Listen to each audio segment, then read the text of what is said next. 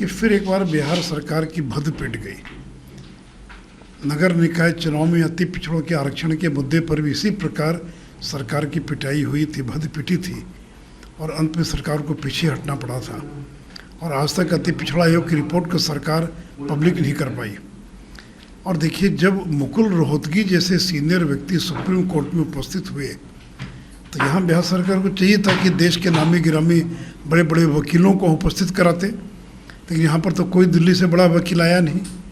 और पिटिशनर ने जितने सवाल खड़े किए, एक का भी जवाब बिहार सरकार के वकील नहीं दे पाए और ये मामला फंस गया।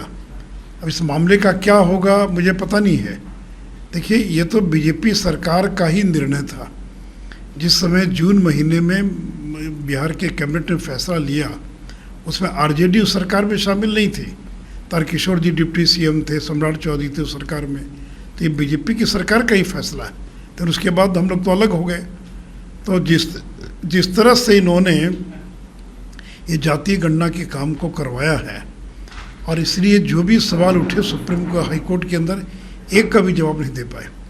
तो आज अगर हाई कोर्ट ने अगर अंतरिम स्थगन आदेश दिया है, तो इसके पूरे तौर पर नीतीश कुमार और बिहार की सरकार जिम्मेवार है। अब देखिए, नीतीश कुमार को पिछड़ों से कोई मतलब नहीं है। ये पिछड़ा विरोधी चेहरा इनका बेनकाब हो गया। अब इनको लगता है कि माई समीकरण है, उसी की बदौलत हमारी सरकार चल रही है और उसी की बदौलत हम बिहार में सरकार बना लेंगे। तो इनको पिछड़ों से, अति पिछड़ों से कोई मतलब नहीं रह गया। तो इसलिए अब तो जुलाई के अंदर डेट पड़ा है, तो ये अंतरिम आदेश है, बीच में सुप्रीम कोर्ट हस्तक्षेप भी नहीं करेगा।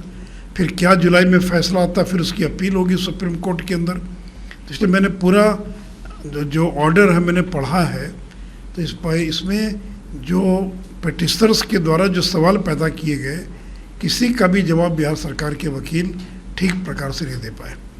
तो ये बिहार सरकार का फेलियर है कि 6 महीने के एक्सरसाइज पर पानी फेर दिया बिहार सरकार ने।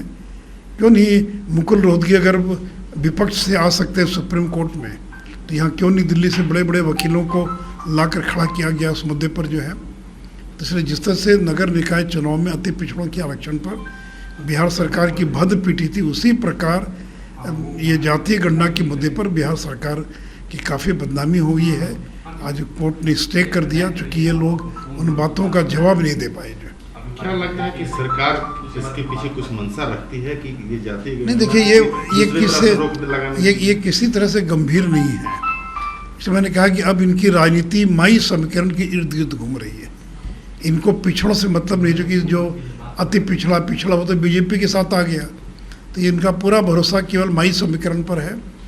इसलिए चाहे वो नगर निकाय का चुनाव हो या फिर अभी पंचायत का ये जातीय गणना का मुद्दा हो, इन दोनों मुद्दों में बिहार सरकार कोर्ट के सामने जवाब देने में पूरी तरह से विफल साबित हुई है।